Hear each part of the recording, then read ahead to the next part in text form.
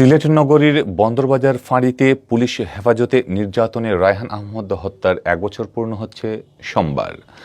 বছর পূর্তির আগের দিন রোববার দুপুরে রায়হান হত্যার সাথে জড়িত সকল আসামির দ্রুত বিচার ও পলাতক আসামি আবদুল্লাহ আল নুমানকে গ্রেফতারের দাবিতে সিলেট কেন্দ্রীয় শহীদ মিনারের সামনে মানববন্ধন অনুষ্ঠিত হয়।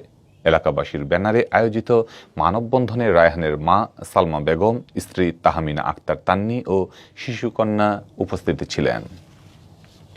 মানববন্ধনে রায়হানের মা ছেলে হত্যার বিচার চেয়ে পলাতক আসামি আবদুল্লাহ আল নুমানকে দ্রুত গ্রেফতারের দাবি জানান। মামলার অগ্রগতি নিয়ে অসন্তোষ প্রকাশ করে রায়হানের মা সালমা বেগম বলেন, ১ বছরে কেবলমাত্র মামলার চার্জশিট আদালতে দাখিল হয়েছে। বিচার প্রক্রিয়া শেষ হতে এখনও অনেক পথ পাড়ি দিতে হবে। এর মধ্যে আকবরের পক্ষ থেকে তাদের পরিবারকে নানাভাবে প্রলোভন দেখানো হচ্ছে, সাথে ভয়ভীতিও প্রদর্শন চলছে। এই অবস্থায় ন্যায় বিচার প্রাপ্তি নিয়েও সংশয় তৈরি হচ্ছে। রায়হান হত্যার সাথে জড়িত কেউ যাতে মুক্ত বাতাসে না থাকে সেই দাবি জানিয়ে তিনি সকল আসামির ফাঁসির দাবি জানান। দুধের বাচ্চা নিয়ে আমি রাজপথে নামছি আমার একটাই দাবি নিয়ে, আমার স্বামী হত্যার বিচারটা আমি দেখাইতাম।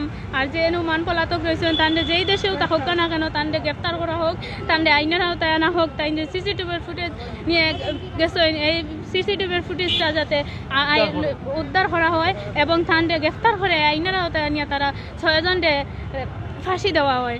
রায়হানের স্ত্রী তাহমিনা আক্তার তান্নি স্বামী হত্যার বিচার চেয়ে দ্রুত পলাতক আসামি নুমানকে গ্রেফতারের দাবি জানান। নুমান বাহিরে থাকায় তার পরিবার নিরাপত্তাহীনতায় ভুগছেন বলেও দাবি করেন তান্নি। আমরা আশাবাদী এখনো যে উনি আমাদের প্রশাসন থেকে সুনজর রাখছেন, আমাদের প্রধানমন্ত্রী সুনজর রাখছেন বলেই আমরা এই আসামিদেরকে ধরা হয়েছে। এই নুমানের ব্যাপারেও আমাদের এই প্রধানমন্ত্রীর জন্য একটু সুনজর দেন এবং পররাষ্ট্রমন্ত্রী, স্বরাষ্ট্রমন্ত্রী সবাই যদি একটু আমাকে সহযোগিতা করেন এবং সুনজর দেন তো অবশ্যই নুমানকেও ধরা হবে।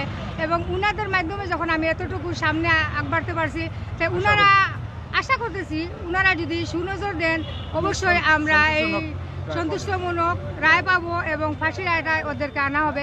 ২০২০ সালের ১০ই অক্টোবর রাতে নগরীর কাষ্ঠঘর থেকে আটক করে নগরীর আখালিয়ার রায়হান আহমদ নামের এক যুবককে বন্দরবাজার ফাঁড়িতে নিয়ে যায় পুলিশ। সেখানে রাতভর নির্যাতন শেষে ভোরে সিলেট এমএজ ওসমানী মেডিকেল কলেজ হাসপাতালে নিয়ে হলে সেখানে তার মৃত্যু হয়।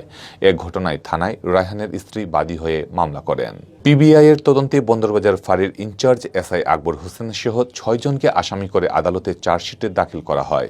চার্জশিটভুক্ত আসামিদের মধ্যে ৫ জনই ওই সময় ফাঁড়িতে কর্মরত পুলিশ সদস্য। এর বাইরে আবদুল্লাহ আল নুমান নামের কোম্পানিগঞ্জ উপজেলার এক সাংবাদিক আসামি করা হয়। হত্যাকাণ্ডের পর এসআই আকবরকে সহযোগিতায় ফাঁড়ির সিসি ফুটেজের হার্ড ডিস্ক পরিবর্তন করে নুমান।